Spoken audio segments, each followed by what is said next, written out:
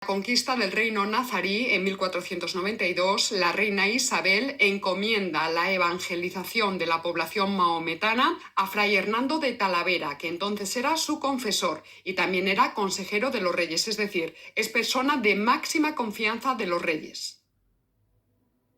Fray Hernando de Talavera era monje jerónimo, de origen judeoconverso. Pues bien, Fray Hernando pondrá en marcha en Granada una táctica evangelizadora que en lenguaje misional se conoce como técnica de perfeccionamiento, de conciliación o técnica amistosa, que consiste en respetar las tradiciones de las poblaciones asimiladas, para desde ahí intentar cristianizarlas poco a poco. Esta metodología es la que se sigue entre 1492 y 1499, es decir, durante 7 años, pero sin éxito.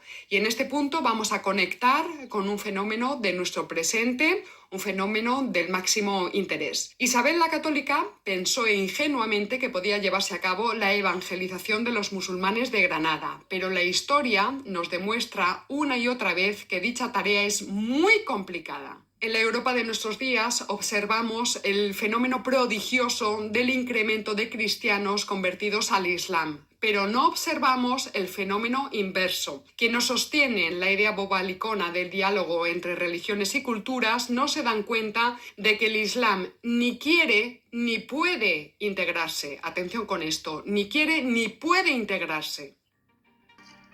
El Islam, eso sí, está dispuesto a aceptar conversos, pero no busca en absoluto la integración.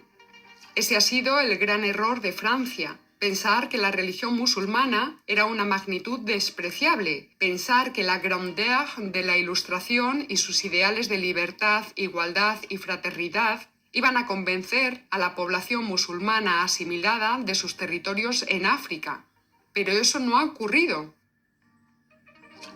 La lectura que se hacía de los musulmanes desde el romanticismo del siglo XIX era una lectura nostálgica. Se veía a los musulmanes con añoranza, como una cosa curiosa, exótica, inocente e inofensiva en términos políticos. Ese error lo cometieron Tocqueville, Hegel, Marx, Engels, aquí en España Blas Infante y todos los que le siguen, el Concilio Vaticano II, Podemos y todas las autoproclamadas izquierdas, etc.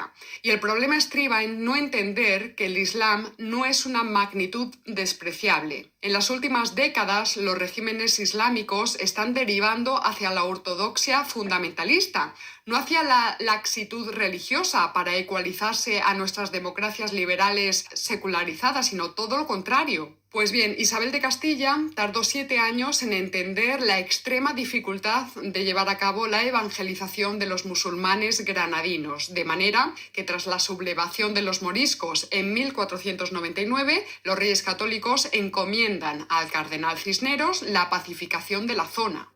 El sultán Selim II envió a los moriscos españoles, que no eran pocos, sino varias decenas de miles de ellos, pues les envió una carta de apoyo en su lucha contra los malvados cristianos, así lo decía, malvados cristianos, y ordenó que recibieran ayuda desde Argel. Es decir, el problema de los moriscos en España era que eran una quinta columna, pues se habían aliado con el Gran Turco para organizar una segunda invasión islámica a España, como la del 711. Es decir, el problema era gravísimo. Fíjense si fue grave la cosa que Felipe II optó por enviar a Juan de Austria al mando de las mejores tropas de los tercios de Flandes y de Italia para sofocar la gravísima rebelión de las Alpujarras. Años más tarde, entre 1609 y 1613, a Felipe III no le quedó más remedio que forzar la orden de expulsión de los moriscos de España.